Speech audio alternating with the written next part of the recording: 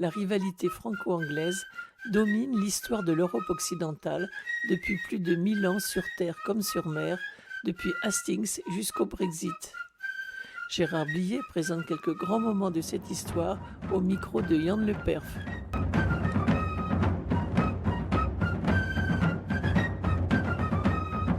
L'épisode précédent, vous nous avez parlé déjà des difficultés qu'il y a entre le duc de Normandie, qui devient roi d'Angleterre, et qui est quand même vassal du roi de France.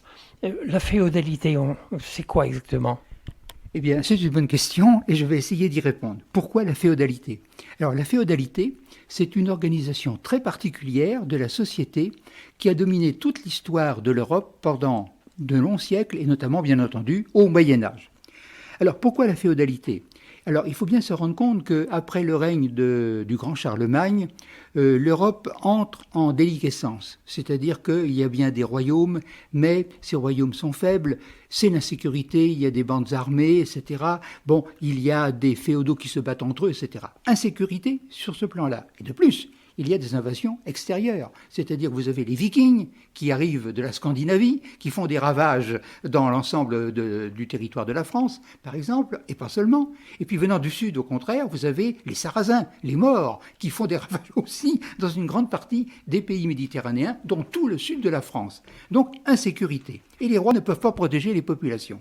Alors, à ce moment-là, eh bien, la féodalité va naître d'elle-même. On ne va pas l'appeler comme ça dès le début, bien sûr. Mais les gens, ils sont nombreux, les populations rurales en particulier, mais dans les villes, les petites villes, il n'y a pas grande ville, la population craint donc le pire à n'importe quel moment. Et à ce moment-là, les gens se tournent tout simplement vers ceux qui peuvent les défendre. Ceux qui peuvent les défendre, ce sont des hommes, bien sûr. À l'époque, il n'y a que les armes blanches, des hommes costauds, des hommes qui aiment combattre, qui sont capables de combattre, bon, et qui, ayant un petit peu d'argent, sont capables de recruter des hommes d'armes. Autrement dit, ces hommes-là peuvent évidemment défendre les plus faibles qui, eux, ne peuvent rien faire. Autrement dit, la féodalité, dans l'histoire, est restée, pour certaines personnes, comme une organisation contraignante, les seigneurs écrasant la population. Au départ, ce n'est pas ça. Il y a une demande de la population opprimée auprès des gens qui peuvent évidemment la défendre.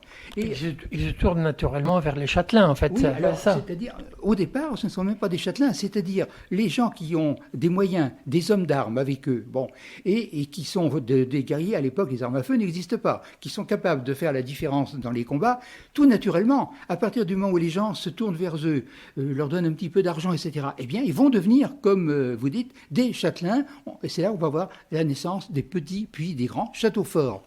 Alors, à ce moment-là, eh bien, vous avez donc ce regroupement autour des hommes les plus puissants. Et ces hommes, tout naturellement, vont devenir les seigneurs, et ils vont exercer des responsabilités. Alors, à ce moment-là, dans toute l'Europe, vous avez un réseau relationnel qui se met en place tout naturellement, une structure très compliquée, dense et précise. C'est-à-dire qu'au niveau du principe, le principe de la féodalité, le seigneur, celui qui est reconnu comme seigneur, dans un petit secteur ou un grand, il doit protéger tous ses sujets. On l'a choisi pour ça. Bon. Mais à ce moment-là, en échange, les seigneurs ne sont pas forcément des philanthropes, les gens qu'ils protègent et qui lui sont redevables de leur vie, eh bien, doivent payer des taxes, payer des impôts, donner des terres et participer aux forces armées du seigneur. Et ce système féodal, voyez-vous, c'est un système donc qui implique tout le monde. Il y a les protégés et les protecteurs, les uns et les autres, dans le fond, ayant besoin les uns des autres. C'est tout à fait important. Alors, on ne parle pas du clergé. Alors, l'Église, j'allais en parler, mais puisque vous le dites, on peut dire dès le départ que l'Église, qui a une forte assise territoriale, matérielle, avec les abbayes, etc., l'Église est tout à fait à fond pour ce système féodal, dont elle peut évidemment un petit peu profiter. Alors, ce qui est très important, c'est que dans le système féodal, il y a le vassal et le suzerain. Le suzerain, c'est celui qui est au sommet, et le vassal, c'est évidemment celui qui dépend du suzerain.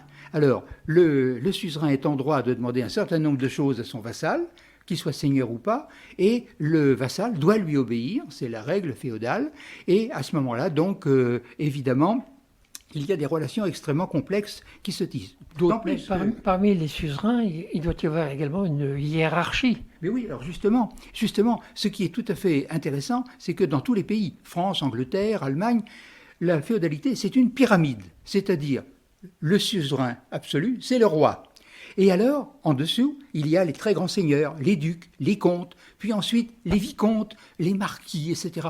Les simples chevaliers, qui sont nobles. Bon, et alors, à ce moment-là, eh bien, tout le monde, sauf le roi est suzerain et c'est tout. Mais par exemple, les grands-ducs, des ducs, des seigneurs très puissants, ils sont à la fois les vassaux du roi auxquels ils doivent fidélité et hommage, et ils sont en même temps les suzerains de ceux qui sont en dessous. Mais localement, par exemple, un petit marquis, par exemple, qui domine une petite région, bon, il va être le suzerain des gens, des petits seigneurs qui sont là, mais en même temps, il va être le vassal du comte qui est au-dessus de lui. Vous voyez cette structure qui est effectivement complexe. Et alors, il y a des règles très précises qui sont les mêmes dans tous les pays et qu'il faut respecter. Et l'Église, alors comme je vous l'ai dit, vous le sollicitiez, l'Église soutient ce système et comme elle est puissante, c'est un gage d'efficacité. Alors, il faut dès maintenant, parce que évidemment, vous vous doutez un petit peu de ce que nous évoquerons dans les prochaines émissions, il faut évoquer, c'est très important, à propos de la féodalité, pour terminer, la place des femmes. Bon, c'est-à-dire que, d'après le droit féodal, qui est non écrit, mais qui est le même pour toute l'Europe occidentale, les femmes peuvent accéder à toutes les dignités, comme les hommes. Les femmes peuvent être souveraines, les femmes peuvent être duchesses, mais duchesses et souveraines de plein exercice, pas parce qu'elles sont femmes de roi ou femmes de duc.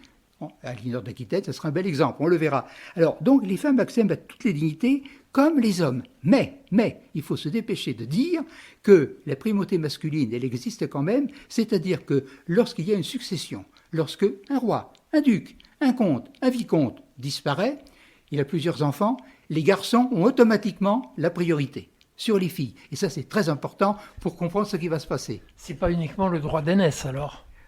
Non, mais enfin, non, ce n'est pas, c'est-à-dire c'est le droit d'aînesse dans la mesure où naturellement on respecte l'âge, c'est-à-dire que s'il y a 3 garçons, c'est le garçon le plus vieux qui devient roi, comte ou duc, bon, mais s'il n'y a plus de garçons, c'est la fille la plus âgée, etc. Vous voyez, voilà le système. Alors, pour comprendre ce qui va se passer après, dans les siècles qui vont suivre, il faut bien avoir ça présent à l'esprit.